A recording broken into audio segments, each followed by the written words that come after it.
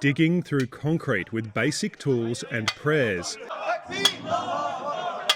A desperate search for rooms rumoured to be hidden underneath the main prison. People are excavating below the prison kitchen. Syria's prison system was deliberately opaque. Thousands were arrested on suspicion of opposing the regime or for demonstrating against it. Many were executed and their families not told what happened to them. If you want to understand the desperation of families, have a look at this room. People have just been digging randomly, breaking up the floor in the hope of finding cells underground. That's how desperate they are to find their relatives, and that's how little they knew about this system. The actual cells are empty now. The prisoners freed. You can imagine the terrible conditions crammed into this space with very little natural light or air. And the world knew about Syria's prison system. It was well documented by activists and human rights groups.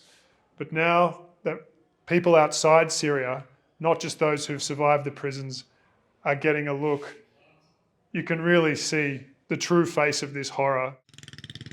Sednaya's formal title is First Military Prison, the most infamous of the regime's jails.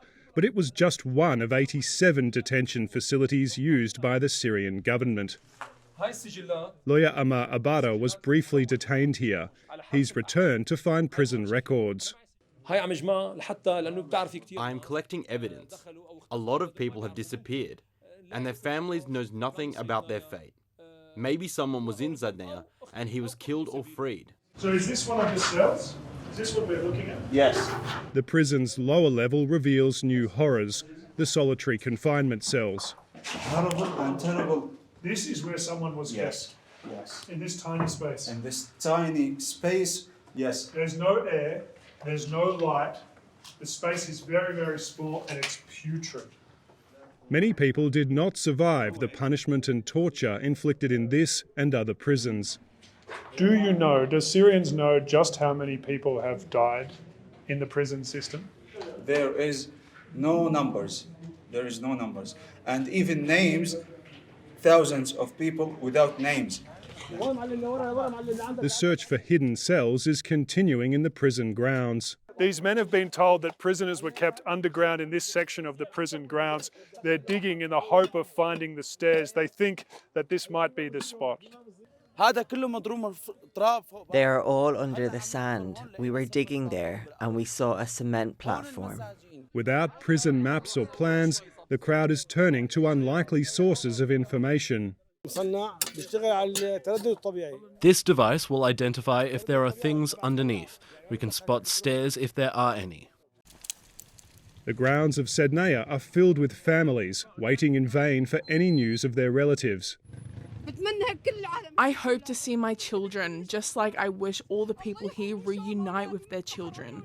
I hope the regime will suffer like we did. Some do have reason to hope.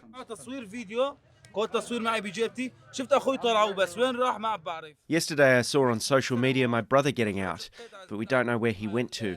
It's been 8 years. Others are desperate for any news. Ahmad Samo's only son's been missing inside the prison system since 2013.